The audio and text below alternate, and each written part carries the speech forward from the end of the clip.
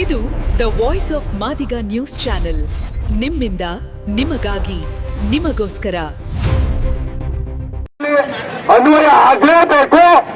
ಈ ಸಂಬಂಧ ನಾವೆಲ್ಲ ಪಕ್ಷಭೇದ ಮರೆತು ಸಮುದಾಯದ ಹಿತಕ್ಕಾಗಿ ನಾವೆಲ್ಲ ಒಂದಾಗಿದ್ದೀವಿ ಅಂತ ಏನ್ ಕರೆ ಕೊಟ್ಟಿದ್ದಾರೆ ನಮ್ಮ ರಾಜ್ಯ ನಾಯಕರು, ಅದರ ಸಾಕ್ಷೀಭೂತವಾಗಿ ಇವತ್ತು ನಾವು ಈ ಪ್ರತಿಭಟನೆ ಮಾಡ್ತಾ ಇದ್ದೀವಿ. ಯಾಕೆ ಪ್ರತಿಭಟನೆ ಮಾಡ್ತಾ ಇದೀವಿ ಅಂತಂದ್ರೆ, ಒಂದುಗಡೆ ದಯಮಾಡಿ ನಾನು ಅರ್ಥ ಮಾಡ್ಕೊಳ್ಳಿ. ಇವತ್ತು ನಾನು ಈ ನಮ್ಮ ರಾಜ್ಯವನ್ನು ಆಳ್ತಾ ಇರುವಂತ ಸರ್ಕಾರ, ನಾವು ಸಂವಿಧಾನದ ಪರ, ನಾವು ಸಂವಿಧಾನದ ಆಶಯದ ಪರ. ಬೇರೆ ಯಾರು ಅಧಿಕಾರಕ್ಕೆ ಬಂದ್ರೆ ಸಂವಿಧಾನ ಬದಲಾಯಿಸ್ಕೊಡ್ತಾರೆ, ಸಂವಿಧಾನ ಕಿತ್ತಾಕ್ಬಿಡ್ತಾರೆ, ಸಂವಿಧಾನ ನಾಶ ಮಾಡ್ತಾರೆ ಅಂತ ಹೇಳಿ ತಮ್ಮ ಡೌನಿ ಹೇಳಿಕೆಗಳಿಂದ ಅಧಿಕಾರ ಹಿಡಿದ್ರು. ಅವರು 2024ರಲ್ಲಿ Balvinder Singh versus state of Punjab ಅನ್ನೋ ಕೇಸ್ನಲ್ಲಿ ಸಾಂವಿಧಾನಿಕ ಪೀಠ, ಈ ದೇಶದ ಸರ್ವೋಚ್ಚ ನ್ಯಾಯಾಲಯ ಹಾಗೂ ಸುಪ್ರೀಂ ಕೋರ್ಟ್ 7 ಜಡ್ಜಸ್ ಬೆಂಚ್ ಏನು ಕಾನ್ಸ್ಟಿಟ್ಯೂಷನ್ ಬೆಂಚ್ ಕಾನ್ಸ್ಟಿಟ್ಯೂಟ್ ಆಗಿ ಮೀಸಲಾತಿಯಲ್ಲಿ ಒಳ ಮೀಸಲಾತಿ ಮಾಡುವಂಥದ್ದು ಸಂವಿಧಾನಬದ್ಧ.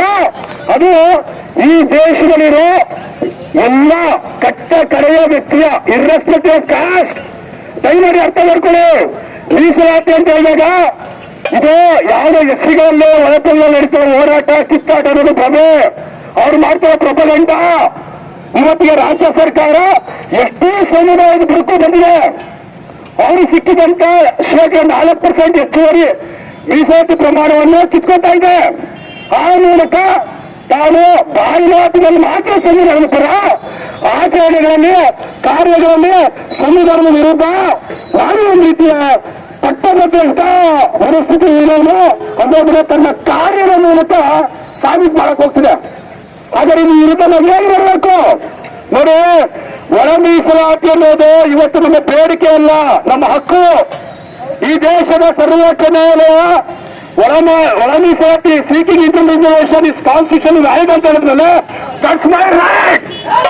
ಮುಖ್ಯಮಂತ್ರಿಗಳು ನಿಜವಾಗ್ಲೂ ಸಂವಿಧಾನ ಪರವಾಗಿದ್ರೆ ಮೀಸಲಾತಿ ಅಡಿಯಲ್ಲಿ ಕೆತ್ತಿರುವಂತಹ ಶಾಸಕರು, ಸಚಿವರು, ಮಂತ್ರಿಗಳು, ವಿಧಾನ ಪರಿಷತ್ ಸದಸ್ಯರು ಏನಿದಾವಲ್ಲ, ಅವ್ರಿಗೆಲ್ಲ ಅಂದ್ರೆ ಕಿಂಚಿತ್ ಆತ್ಮಸಾಕ್ಷಿ, ಕಿಂಚಿತ್ ಮನಸ್ಸಾಕ್ಷಿ, ಕಿಂಚಿತ್ ಅವರಿಗೆ ಬಾಬಾ ಸಾಹೇಬ್ರ ಮೇಲೆ ಭಕ್ತಿ ಗೌರವ ಇದ್ರೆ ದಯಮಾಡಿ ಸರ್ವೋಚ್ಚ ನ್ಯಾಯಾಲಯ ಏನು ಆದೇಶ ಕೊಟ್ಟಿದೆ ಅದ್ರ ಈ ಕೂಡ ರಾಜ್ಯ ಸರ್ಕಾರದಲ್ಲಿ ಇಂಪ್ಲಿಮೆಂಟ್ ಮಾಡಬೇಕು. ಹೇಗ್ ಮಾಡಬೇಕು? ಈಗೇನು 56,000 ಉದ್ಯೋಗಗಳನ್ನ ನೇಮಕಾತಿ ಮಾಡಕ್ ಕೊಟ್ಟಿದ್ಯೋ ಅದರಲ್ಲಿ ಒಳ ಮೀಸಲಾತಿ ಸಿದ್ಧಾಂತನ ಅನ್ವಯಿಸಬೇಕು. ಅನ್ವಯಿಸಲು ಏನಾಗುತ್ತೆ? ಎಸ್ಸಿಗಳಲ್ಲಿ ಹೋರಾಟ ಒಳ ಮೀಸಲಾತಿ ಕೇಳ್ತಾರೆ ಕೇವಲ ಮಾದಿಗರಲ್ಲ. ದಯವಿಟ್ಟು ತಿಳ್ಕೊಳ್ಳಿ.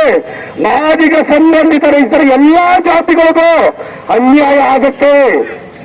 ಈ ಸೈಡ್ 50,000 ಚಿಲ್ಲರೆ ನೇಮಕಾತಿಗಳು ಆಗೋದ್ರೆ ಮುಂದಿನ 10 ವರ್ಷ ನಿಮ್ಮ ಮಕ್ಕಳಿಗೆ ಯಾರಿಗೂ ಕೆಲಸ ಸಿಗಲ್ಲ.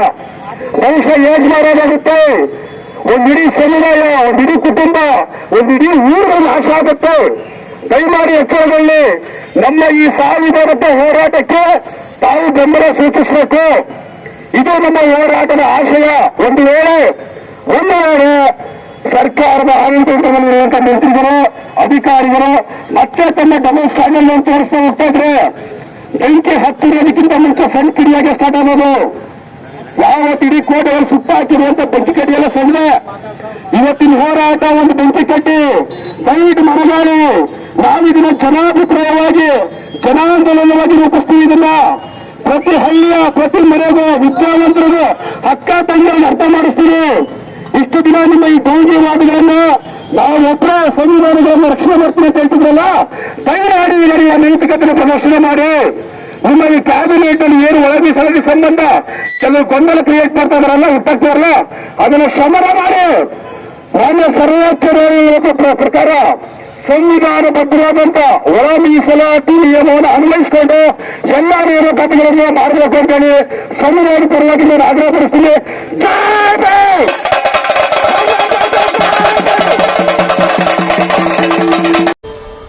ದ ವಾಯ್ಸ್ ಆಫ್ ಮಾದಿಗ, ನಿಮ್ಮಿಂದ ನಿಮಗಾಗಿ, ಸತ್ಯದ ಪರವಾಗಿ, ಸಮಾನತೆಯ ಹಾದಿಯಲ್ಲಿ.